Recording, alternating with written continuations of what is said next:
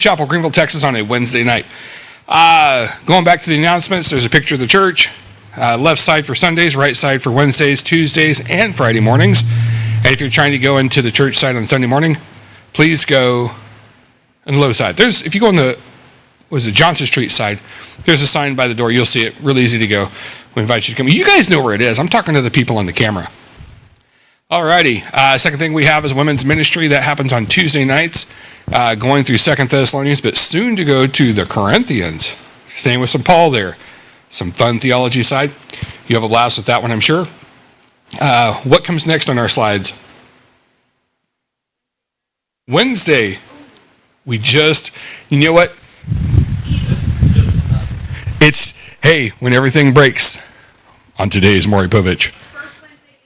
First Wednesday of each month is and the next one we're doing is eschatology. I'm going to step out of frame for just a moment because we got to fix our backdrop once again. Ian, come up here with a roll of tape. We're going to fix our backdrop. You got to move that chair too while we're at it. You probably can only see a shadow of me right now. And the reason you can only see a shadow of me is because the absolute brightness of that backlight. We're going to fix that with stage lighting. Otherwise, just look at the shadow of me until Ian gets that corrected, and we'll be happy. So the next special Wednesday, which is 2 Wednesdays away, not this one coming, but the one after that one, we're going to be looking at eschatology, which that's a good show. Hopefully driver's ed is over by then. I don't know. We'll see. We'll find out. Friday mornings we're doing, we're calling it Anchored Bereans, kind of a change up of what we were doing. And we're going through Colossians right now. Very good study. We'd invite you to come out. It's early. Javier, how early is it? Too early, according to him. And so we would invite you to come out for that one, but ain't going to happen for Javier at least. But some of us don't mind waking up that early. I'm already up. Might as well come to church. And then what do we have on the list after that?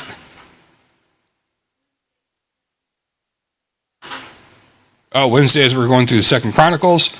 And tonight, I know you want to turn your Bibles and get there ready. We're in 2 Chronicles 27 tonight. And we'll be looking at King Jotham. But we'll cover that in just a moment. And then the next thing on our list, communion. So we do that on the first Sundays now. Next. Okay, the upcoming fellowship meal. Tres de Mayo. It's, to what? Yeah, that's what I say, Tres Mayo. 3rd of May, we'll be doing what we typically do the Cinco de Mayo theme. So Mexican food, whatever your interpretation, whatever. You have to use a longer strip of tape to hold that sheet up. See how it works almost for a second? And then it goes away. Anyways. You can't climb ladders. You're not supposed to. Anyways, we're going to get this backdrop issue fixed. I think the people of Kavanaugh would not be happy if we started nailing into their walls, but that might be the next option.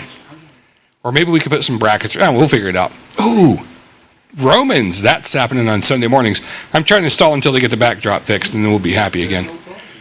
So Romans is definitely happening on Sunday mornings. Actually, here's a wild part about this. We're almost done with the book of Romans. Did you know that? So we have but one chapter left. We're actually going to cover that one chapter this coming Sunday. Now you say, well, that's a long chapter, John. Well, of course it is, except there's a lot of basically names. So not that we don't want to concentrate on that. We're not going to concentrate on that. We're digging down the theology of it. If you want to see all the people who are involved in it, that's perfectly fine. We support that 8 kinds of ways. But anyways, so that's coming up then. And what we've toyed with the idea of is moving to the book of Acts next. And I'll tell you where I'm struggling on this, and you guys can vote with me, okay? Normally, I like to find the book and just run with it. So, like if you were to do the Gospel of John, then we'd do the Epistles of John, then the Revelation. If we're doing stuff with Paul, you have to kind of hop in and out of. Matthew wrote a book, John Mark wrote a book, then Luke did not only Luke, but the book of Acts. So in theory, I'd go to the book of the book of Luke first. But I think I'm going to the book of Acts. And so maybe we go to the book of Luke after that. We have the repair product. I'll set that to the back. Hey, you can see me now, all the way. Just wait, and moments later, it'll be coming rolling down. Patricia, you didn't grease that wall, did you? Anyways, she's like, no. I think they'd get upset, though, if we put something up there. But I'm considering it. Anyways, but that's what we got coming up. Any questions, any big things on that? No? All right. Moving on into the summertime, everything's rolling pretty smooth, so we're excited for that. I'm going to do something real quick, and every time, okay, we're just going to notice we're going to be 10 minutes off. I set my timer here because we don't have our back TV set up. We're going to get that, though. I'm feeling more and more convinced like we got to do that sooner rather than later. All righty, we're in 2 Chronicles chapter 27. We're plowing through the book of Chronicles. Now, here's a part with this one. Tonight, we're only 9 verses long. Now, you can go either direction with that, only being 9 verses. And, on a good, New Testament book, when we're really digging down deep into theology and all that stuff, 9 verses can take forever. This is what I've been trying to be very careful of, is I don't want to just teach, let's just go a chapter a season, or, a chapter a night or whatever like that, or a chapter in the daytime. That's a bad way to measure it. And so what we would rather do is look at actual things that are happening. You can't do that with the book of Psalms because some of them are very small and it just moves so rapidly. But in the situation that we're in now, I want to look at one king per week. And if a king stretches out to multiple weeks, then that's what happens, and I don't have a problem with that. But I don't want to throw 2 kings in on the same week. Now, we have kind of an interesting issue on this one, only in that we do have the kings there, or the specific king that we have. But if you go back to the previous chapter 26, you'll find that this guy has actually more or less been there already. So Jotham was going to become king. His dad Uzziah, which you talked about last week, remember Uzziah was doing pretty well. I mean, he did mostly what was right in the sight of the Lord, except he went into the temple and he was trying to act like a priest. And we talked about this at length too. Who is the only person before the time of Uzziah? Let me put it plainly so we know this, and then we're going to make our attachment and go on from there. But at the time when Uzziah did this, who was the only person to ever have been able to claim the title of both king and priest? It was Melchizedek. And you find Melchizedek, and of course the description you find in the book of Hebrews shows that he was from everlasting and all that. So we would say Melchizedek is Jesus. We would say it was a Christophany, or picture type of Christ, whatever like that. But I would tell you what I'm seeing when I'm reading it is that is an appearance of Jesus in the Old Testament. King Saul goes through the thing where he tries to basically act on both sides, and then when King Saul did his bit, of course he was, lack of better words, he was in disobedience sacrificing. And you think, well, Uzziah, all he was doing was lighting the incense and so on. If that's all he was doing, well, he was taking the job of the priest. Think about it this way. If you're doing a job and somebody comes in and takes over, and I know this because sometimes I'll come over and try to fix or help or whatever like that, and then I steamroll into the operation. I've taken over a job and it's upset and annoyed people. Don't shake your head yes. Anyways, the priests have the job, not the king. The king has his job, and the king needs to keep with his job and keep doing his job, and that's important. But there is a division between the two of them, and that's what took down Uzziah. Now, Jotham being his son, and you saw that back in the previous chapter, where basically he was acting as king in place of his dad because his dad had been given leprosy. Well, why did he get leprosy? Because he blasphemed God. You say, well, hold on a second. Blaspheme? Yeah, lighting incense is blasphemy? Well, when you're acting in part or trying to play the part of the Messiah, then yeah, it is. Well, that doesn't make a lot of sense. I think we give these people too little credit, thinking that they have no idea what's going on. They've been communicated to by God, by the actual creator of the universe, saying this is how you've got to do it. So I don't think he was as innocent or as ignorant to the situation as we might proclaim. I think he was absolutely guilty. Not to run Uzziah down, but he knew better. He should have known better. If he didn't know better, he definitely should have known better. So going now into our passage, we're going to just read the first verse, and I'm not trying to drag this out. It's just what happens. 2 Chronicles chapter 27, verse 1 says, Jotham was 25 years old when he began to reign, and he reigned 16 years in Jerusalem. His mother's name was Jerusha, the daughter of Zadok. So just on the beginning of it, there have been younger kings. Obviously, 25 is not super young, but it's not really all that mature either. When we were 25 years old, we did stupid things. Well, I'd say less stupid than when we were 17. Within reason. Javier's like, man, I've been an adult ever since. I don't know what you're talking about. But we've had a tendency to do things that were less mature when we were young. And so you'll see that the age needs to be more for king.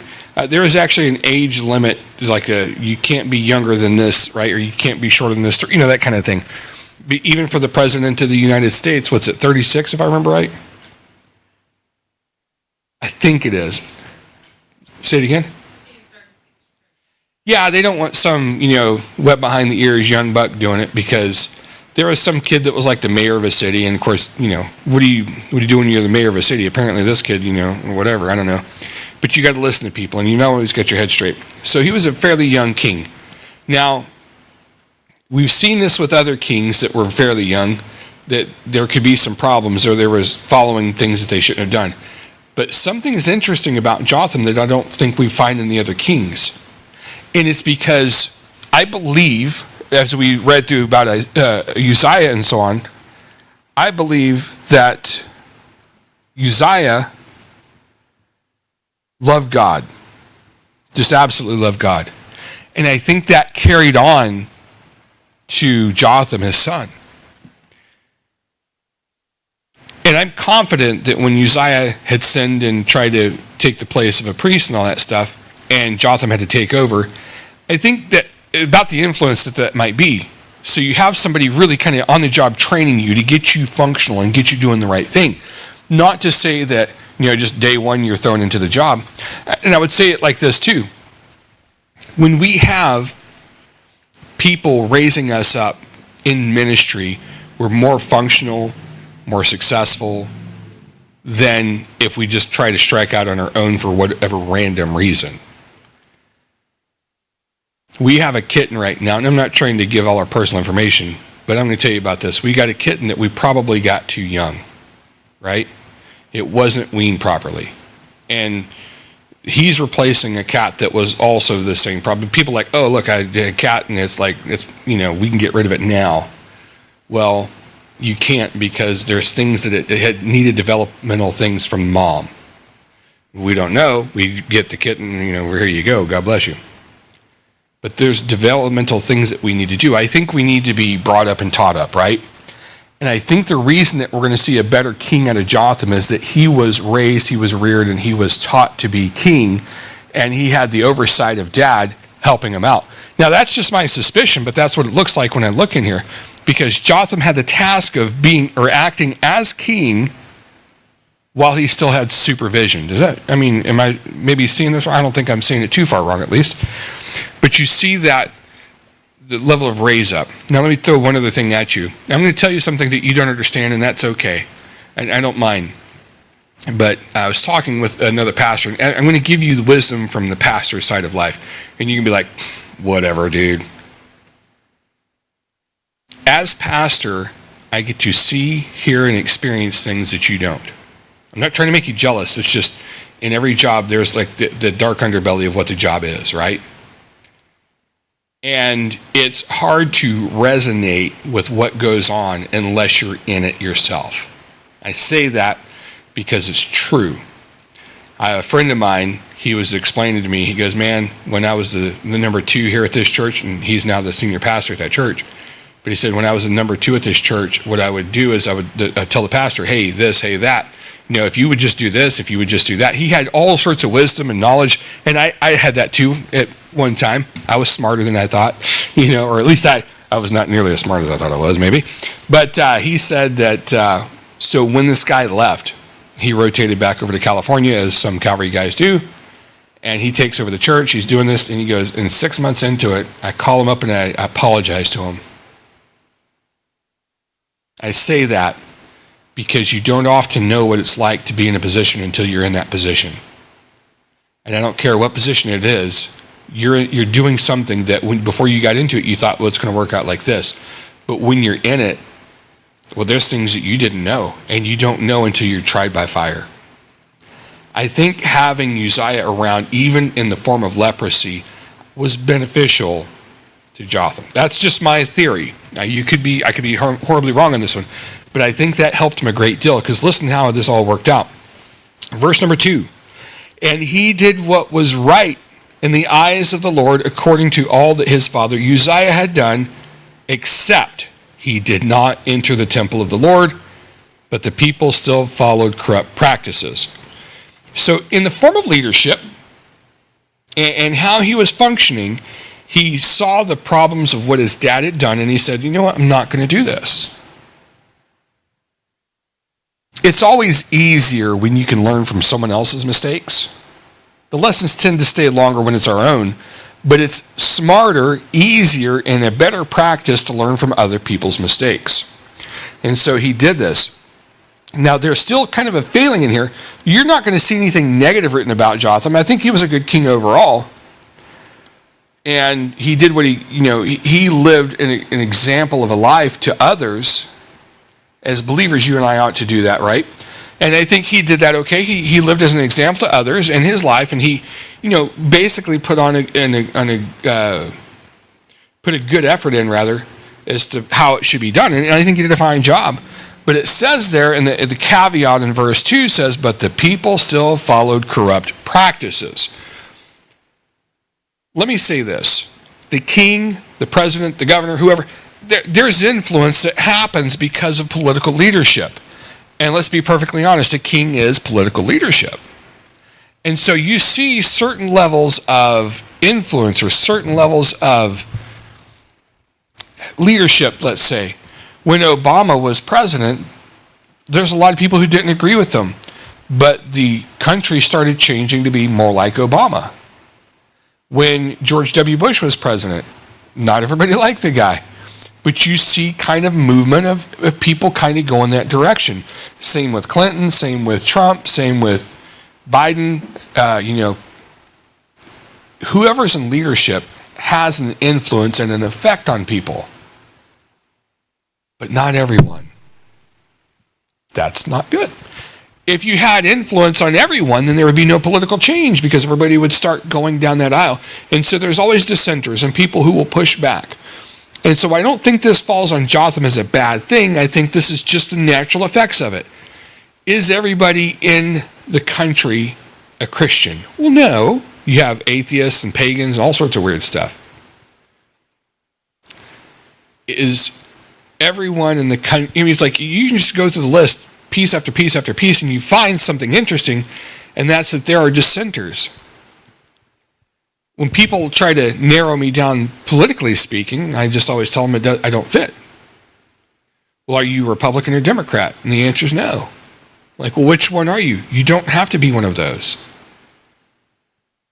I'm not a political person. I do hold on to values and so on, and I vote based on my values. But I look at the Democrat Party and I look at the Republican Party, and I think they're both a joke. Just my opinion. Are there good people inside of them? Of course there are. They're fantastic ones on both sides, strangely enough. But I don't agree with them all the way. So we're going to have dissent in our lives. And I think those people that you see that were not following God, but following corrupt practices, even though Jotham was a good king, you can't hold that against Jotham because people are people. And then let me think about it this way. You've seen parents raise up a child, and almost in rebellion, the child will do something opposite of what the parents do. The interesting side of that is sometimes you'll see some really bad parents with some really fantastic kids. And sometimes you'll see some really fantastic parents with some awful kids, because there tends to be a rebellion against the parent. Now, if your kids are bad, that doesn't mean you're good. You're probably a horrible parent. Anyways, no. If you have good kids, of course you're me. No. We just try to throw the bias in because, that's how it works. Anyways, so there's going to be a time of rebellion, so we can't let that go. But we still know that Jotham was a good king, kind of like Joe's a good dad, right? Support the kids. Do what you got to do. But Jotham was a good king. Now, let's look at the things that he did. Let's look at the next two verses 3 and 4. It says, he built the upper gate of the house of the Lord and did much building on the wall of Ophel. Moreover, he built cities in the hill country of Judah and forts and towers on the wooded hills. And so you think about it, he's doing infrastructure jobs. He's building things, and he's making the area safer. Now, to be perfectly honest, where does safety come in Israel? Well, it comes from God. Well, he's in Judah. No, it still comes from God. And if you're trying to, as a nation, now let me say this. I'm going to say something controversial now, but America is not a Christian nation. America is an agnostic nation built on Christian principles. Make sense? You do not have to worship Jesus. You don't have to be a Christian to be in America. I think that's a foolish endeavor, but that's not a requirement. So we can't by that means say that it's a Christian nation. However, it was built on Christian principles. So we wouldn't expect God to protect America. They would say, oh, God bless America. That's fine. And I hope that happens. And the more that people follow Jesus, the better you're going to see things in America. However, the predominant view is not Christian. Maybe it was, but it's not now.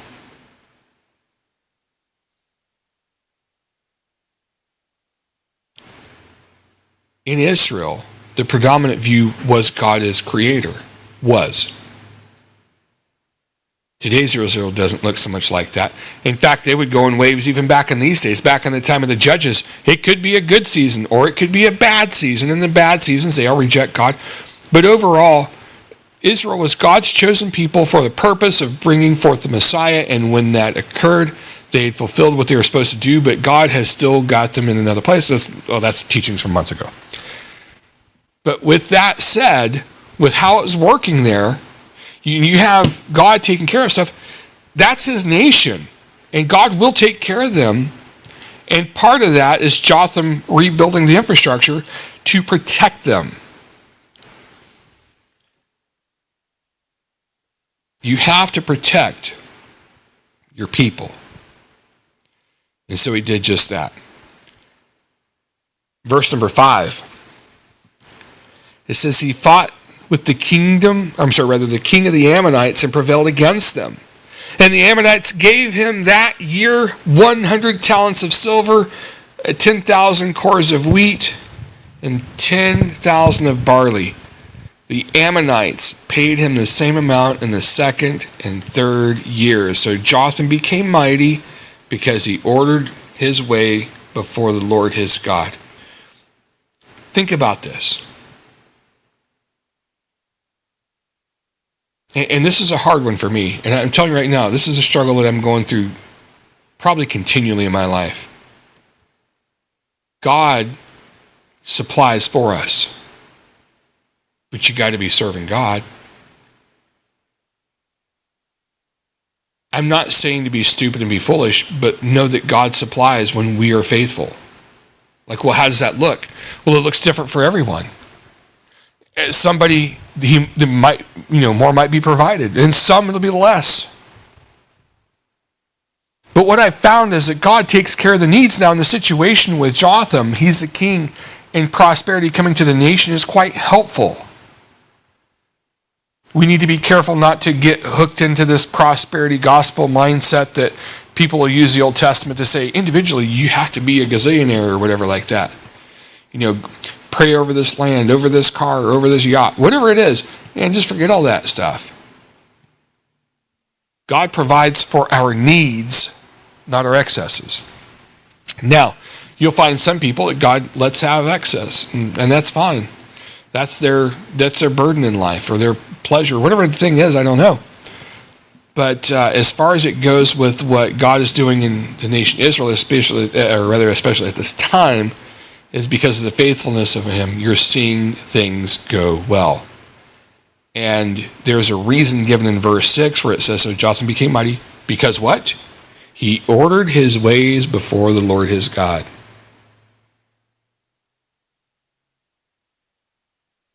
The why is answered because he followed what God said. Essentially, let's just call it what it is. He followed the direction that God gave him to follow. And so that's the reason that Jotham was doing well. That's the reason that he was so functional. And then, we won't call him amazing, but, he did, whatever, he did right.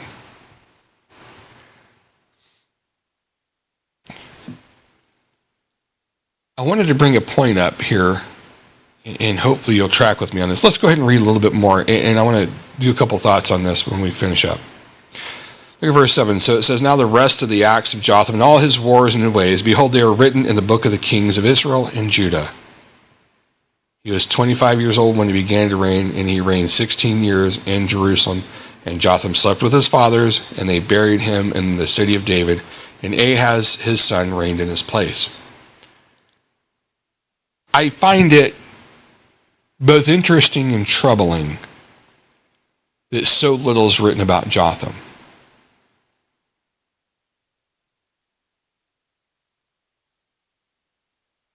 There's a truth that I don't think we like. When things are going well, no one pays attention. When things are going okay, we stop praying. Hey God, there's a horrible situation, it's bad. But everything's rolling smooth, just keep on cruising, baby. Well, weren't you going to pray? We'll do that later. Right now, everything's going smooth. And we forget that belongs to God. But what happens is, let's throw it like this. When you watch the news, who in here watches the news still? Anybody still watch that stuff? Yeah, every now and again. All right, I'll ask you, since how you are one watcher of news, there are other people that are just not willing to say it. Anyways, is it primarily good or bad? Bad. And if it's not bad, it's at least provocative. Say it again. Count the shootings. You just opened up another place in my brain, so we're going to explore that for just a second. But you're right. You see the only the bad news. There is and this is to my Second Amendment kind of people. We have a right to bear arms based on the United States gives us that right to bear arms and all that stuff. And if you want to carry a pistol or a bazooka, knock yourself out. The shootings, you said, is what they can count on the news. But when it's a self-defense shooting that saved a lot of lives, do you know where you don't see it? You don't see it on the news. And I think I'm glad you said that, because that brings out to my brain the bigger example of this. When we see bad things, we got tons of stuff to talk about. Of course, we're Christians, so we don't gossip, we share. But we're not as enamored or hooked in by the good news. Oh, look, a little old lady had something nice happen to her. She got a brand new thing from her grandson. Oh, what a blessing. Would never make the news. An old woman gets run over by they always get run over by an SUV, right? Do what? Oh, the bus. That's even worse. You're oh man, you're a mess. So the old lady gets run over by the bus, right? That's on the news. The bus driver, he was looking kind of was he looking at the road or whatever like that? And they start trying to figure out, and they dig down deep and they try to figure out the nuance and details of it. But what about when someone's living well? Why don't we make a big fuss about that? And I would tell you that it's human nature to not do that. It's not provocative. It's not interesting. And I don't know how to correct that. Because as I was looking at this passage, I thought, well, Jotham, he was a good king. Why didn't they write anything? Yeah, he only reigned for a short period of time. He reigned 16 years, which tells us that he was 41 when he died. He did good stuff. He was a good king. He had good character. And nobody cared. Let me tell you, that's a lie. God cared about this man. We don't see all the nuance and the details and every piece that's in it. We don't see all the small details of that, but we know that God loved this man. And, it's like, well, so what? He didn't have a big, eventful whatever. It doesn't matter. With the current age that we're living in, YouTube, I say that we're on YouTube now. Ha ha ha. But people want to become YouTube sensations. My wife was telling me about, they're called auditors. And so these people go out and they try to put a cop in some kind of a, situation because that gets clicks and so on like that. Do what? Stressing the First Amendment, she says. But it's for clicks. They're doing it to be seen, to be known, or whatever like that, to be famous. Everybody's looking for that 15 minutes of fame or whatever. You can be famous for the right reasons, famous for the wrong reasons, but people still think that there's something about the fame. And what I want to point out to you is this. God doesn't seem to care about the fame. He just doesn't. When we're interacting with stuff like that, we need a good story. Well, good story has problems and has good pieces to it, right? But what about, I woke up this morning, I prayed, I ate, brushed my teeth, kissed the dog, kicked the wife, that kind of thing. Just go throughout my day, everything's wonderful. There's nothing to talk about at the end of the day. If I come home to my wife and I said, she says, how was your day? And I said, well, everything just went right. There was nothing bad to report. She'll come away with that going, oh, good for him. But it's boring. But if I come home to her and I tell her, hey, this heinous thing happened, this guy, he had 6 toes on 1 foot. And for some reason he was showing everybody. No? You don't like this story so far? But it's something weird. You're like, we got something to talk about, some grit and some stuff on it. But I want to tell you something. And that's fine to have the interest, and that's fine to have the balance of the story and all that. I'm not saying anything against that. But what I'm saying is if you're serving God, you don't necessarily have that. You do see that it wasn't a perfect, seamless everything. But he was just doing what God told him to do, and it all worked out. We can come away as Christians, as believers, and when we try to interact with somebody's life, and somebody in their life, or we're trying to tell them about the gospel at work, wherever like that, and you come across these weird stories because people are strange. A guy I work with from time to time, he goes, man, you got to write a book about all these weird things that happen to you. I'm like, it's not me. People are weird. We want to live a good life. We want to live a boring life. Let me say that. Let your excitement be your farmyard animals. Let your excitement be the hobby that you have, making a thing or a stuff, whatever it is. It's not super eventful, but whatever you do as to the Lord.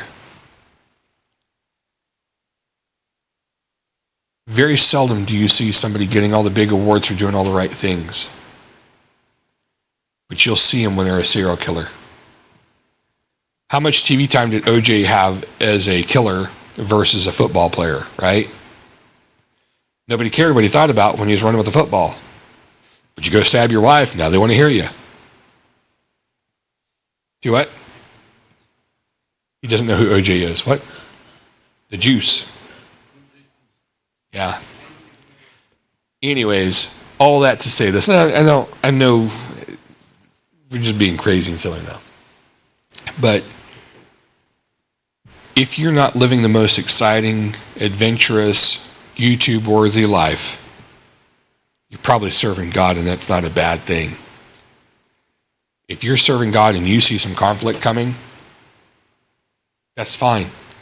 But that's not you. You just seen that stuff coming at you.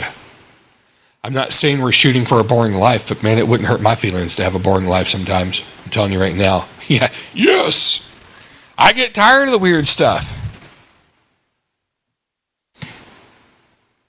But that to say also, if you're serving God, you're going to have some problems. You're going to run across some things. It's not like it's just an inoculation against bad stuff. But don't be upset for the quiet years, because that's when God's really doing amazing work in you. And you're doing amazing things for God. So embrace the life of Jotham, the most boring guy in the Bible, because we don't know that much about him. But what we do know about him, he was faithful to God. And everything that he did well. He didn't try to cross the line that his dad did by trying to take on a job that wasn't his. He stayed in his own lane and lived his life for Jesus. We say not Jesus. Listen, he lived his life for Melchizedek, right? Man was living his life for God. Maybe that's somebody we ought to look up to. Maybe that's somebody we should see in the right light. So just a short few words about a king that was good. Hey, there's a lot more written about Ahab. That's all I'm going to tell you. All right, well, let's pray. Lord, we thank you this evening. We're thankful, Lord, that you love us and that you've given us even just a short message about Jotham. Lord, what a mighty man, living and functioning the way he did. Lord, that there was no controversy. There was no disdain for him. But Lord, the fact that he just kind of was there. Lord, may we just be there. May we be the people who are simply serving and not causing problems. We ask, Lord, for the strength to do just that, to be your people. Lord, to see the difference, to make the difference. So help us as we go through this time. We do ask for your mercy, your love, and your compassion. We ask all